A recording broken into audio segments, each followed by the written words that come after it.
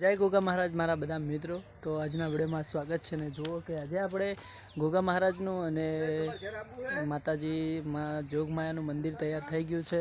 તો હવે તો જુઓ મિત્રો આપણે બતાવો છે આજે કે જો આ સરસ મજાનું આ મંદિરનું કામકાજ થઈ ગયું છે અને આ બાજુ જે આ મંદિર છે તે ગોગા મહારાજનું છે અને એનું પણ કામકાજ પ્લાસ્ટરનું ને બધું કમ્પ્લીટ થઈ ગયું છે। જુઓ પાછળથી પણ સારો નજારો છે, દેખાવમાં પણ બહુ સરસ છે અને સૌથી સુંદર અને સારું બનાવ્યું છે। આજે માતાજીના ઉપર જે ઘુમ્મટ ઉપર જે મંદિર માટે ગરબો મૂકવાનો હોય છે એ આજે આપણે માટલીમાં માલ ભરીને ગરબો પણ તૈયાર કરી દીધો છે। તો જેથી કરીને આ વિડીયો તમારા સુધી પહોંચશે તો વિડીયોને લાઇક કરજો અને કમેન્ટમાં જય માં જોગમાયા અને જય ગોગા મહારાજ લખી દેજો, જેથી કરીને તમારા સપના ગોગા મહારાજ પૂરા કરશે।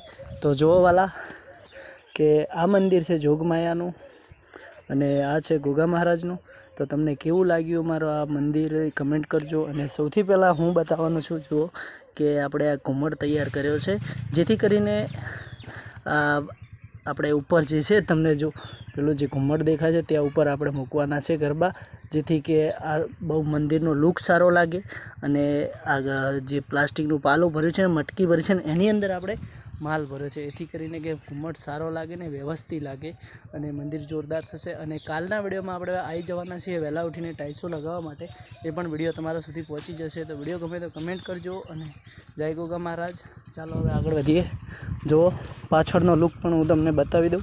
અહીંયા મેસી ટ્રેક્ટર પડ્યું છે અને જુઓ આ પાછળ છે બંને મંદિર।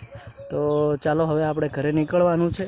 તો ફાઇનલ આપણે હવે નીકળી ગયા છીએ ને એક એવો મસ્ત મોટો લેબડો છે, ખાસા વર્ષો પહેલાંનો એ લીબડા નીચે મંદિર બનાવવામાં આવ્યું છે।